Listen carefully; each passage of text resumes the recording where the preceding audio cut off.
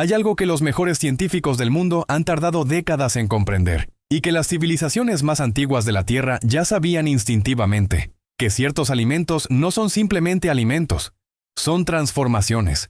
Procesos vivos que ocurren en silencio, dentro de vasijas de barro, en cuevas frescas, en las profundidades de la tierra, en el interior de hojas fermentadas bajo el peso de piedras milenarias, y lo que emerge de ese proceso no se parece en nada a lo que entró. Durante miles de años, antes de que existieran los laboratorios, antes de que se descubriera la bioquímica, antes incluso de que los seres humanos supieran que existían los microbios, distintas culturas alrededor del mundo llegaron de manera independiente a la misma conclusión: que dejar que ciertos alimentos se transformaran, que permitirles cambiar, descomponerse de una forma controlada y precisa, producía algo con un poder diferente. Algo que curaba, que fortalecía, que permitía sobrevivir inviernos sin vitaminas frescas, que mantenía en pie a ejércitos y marineros durante meses en alta mar. Hoy, la ciencia moderna ha comenzado a descifrar lo que esas culturas conocían por experiencia acumulada durante generaciones, y lo que ha encontrado va mucho más allá de la preservación. La fermentación, ese antiguo proceso de transformación microbiana, produce compuestos que el cuerpo humano no puede obtener de ninguna otra manera. Bacterias que se instalan en el intestino y cambian la forma en que el organismo procesa la información. Enzimas que facilitan la digestión de nutrientes que, de otro modo, pasarían de largo. Ácidos que modulan la inflamación. Moléculas que cruzan la barrera intestinal y afectan directamente al sistema nervioso central. Lo que sigue es un recorrido por los alimentos fermentados más poderosos que los seres humanos han producido a lo largo de la historia. Algunos son conocidos. Otros son sorprendentemente desconocidos en Occidente, a pesar de llevar siglos o milenios siendo consumidos en otras partes del mundo. Cada uno de ellos representa una convergencia entre la biología microbiana y la sabiduría cultural, y todos comparten una característica que los hace únicos entre los alimentos. No solo nutren, sino que transforman. Empecemos por el más antiguo y quizás el más subestimado. El kéfir no es simplemente yogur líquido, aunque así se lo presente en muchas tiendas. Es un ecosistema. Los gránulos de kéfir son colonias simbióticas de bacterias y levaduras que coexisten en una estructura compleja. Una especie de comunidad microbiana que fermenta la leche de una manera que ningún producto industrial ha logrado replicar completamente.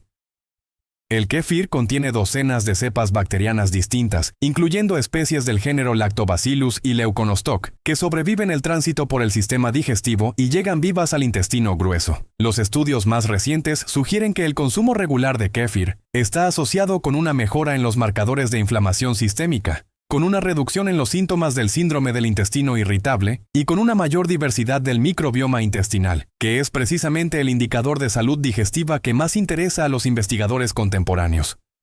Lo que hace al kéfir especialmente valioso no es solo lo que contiene, sino lo que produce durante la fermentación: ácido láctico, péptidos bioactivos y exopolisacáridos que tienen efectos inmunomoduladores documentados. Culturas del Cáucaso lo han consumido durante más de 2000 años. No es un hallazgo moderno, es un redescubrimiento. El chucrut, que en alemán simplemente significa repollo agrio, es en apariencia uno de los alimentos más simples que existen. Solo 2 ingredientes, col y sal. Pero lo que ocurre dentro de un tarro de chucrut durante las semanas de fermentación es una historia de competencia microbiana en la que las bacterias beneficiosas, especialmente las del género Lactobacillus plantarum, ganan gradualmente terreno al acidificar el medio hasta un punto en que los patógenos no pueden sobrevivir. El resultado es un alimento que puede conservarse durante meses o años sin refrigeración y que contiene una concentración de vitamina C, que fue históricamente fundamental para prevenir el escorbuto en las largas travesías marítimas. James Cook, el explorador británico, es famoso por haber llevado chucrut en sus expediciones del siglo XVIII y por haber perdido significativamente menos tripulantes por escorbuto que la media de su época. Pero más allá de la vitamina C, el chucrut fermentado de manera tradicional, es decir, no pasteurizado, contiene lactobacilos vivos cuyo efecto sobre la mucosa intestinal sigue siendo objeto de investigación activa. El kimchi es posiblemente el alimento fermentado más complejo del mundo desde el punto de vista microbiológico, no porque sea difícil de preparar, sino porque la variedad de ingredientes que intervienen, col napa, rábano, ajo, jengibre, chile, cebollas verdes y a veces mariscos fermentados, crea un entorno en el que interactúan simultáneamente docenas de especies microbianas distintas. La fermentación del kimchi no es un proceso uniforme, varía dependiendo de la temperatura, la concentración de sal, la proporción de ingredientes y el tiempo.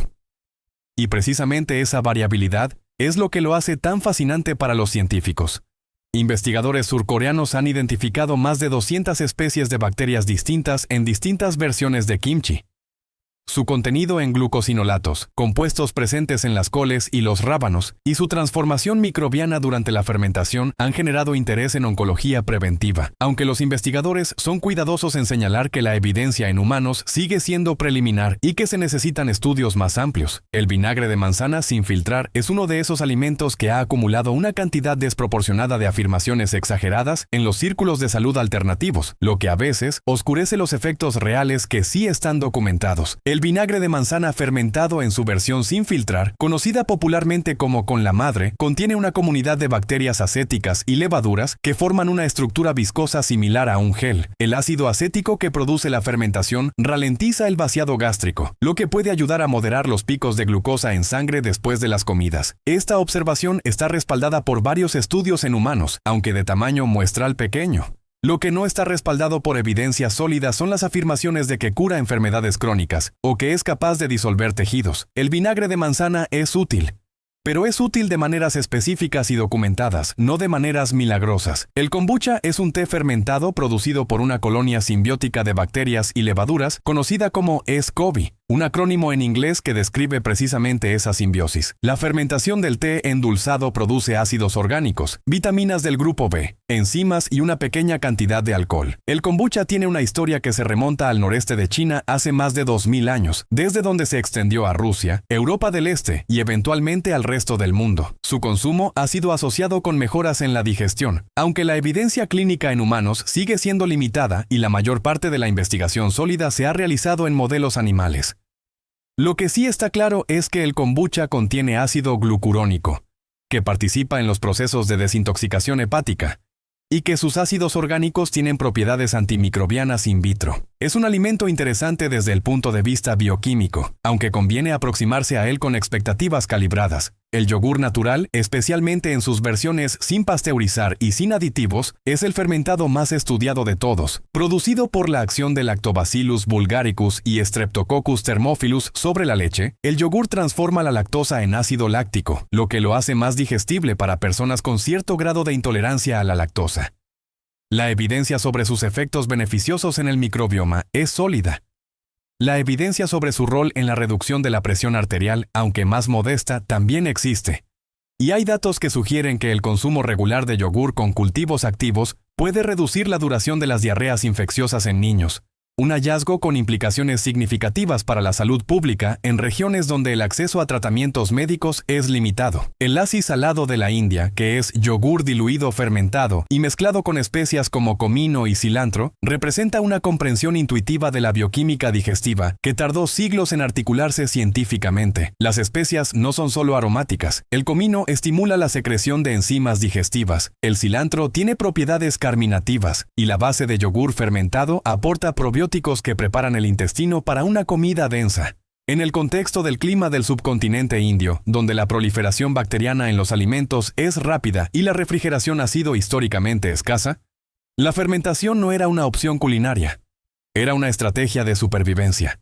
El kvass es una de las bebidas fermentadas más antiguas de Europa del Este, elaborada tradicionalmente con pan de centeno dejado fermentar en agua. El resultado es una bebida ligeramente ácida, con muy bajo contenido alcohólico, rica en bacterias lácticas y en las vitaminas del grupo B, que el proceso de fermentación del centeno libera y hace más disponibles. En la Rusia medieval y en el periodo soviético, el kvass fue durante siglos una fuente calórica y nutritiva accesible para las clases populares. Hoy, los científicos estudian el kvass artesanal no pasteurizado como fuente de bacterias lácticas específicas del centeno, que difieren significativamente de las presentes en otros fermentados más estudiados. El injera es un pan esponjoso y ligeramente ácido elaborado con tef, un cereal originario de Etiopía y Eritrea que se fermenta durante 2 o 3 días antes de cocinarse en una plancha grande. La fermentación del tef reduce el ácido fítico, mejora la biodisponibilidad del hierro y el zinc, y produce una textura porosa que funciona simultáneamente como plato y como utensilio en la gastronomía etíope tradicional.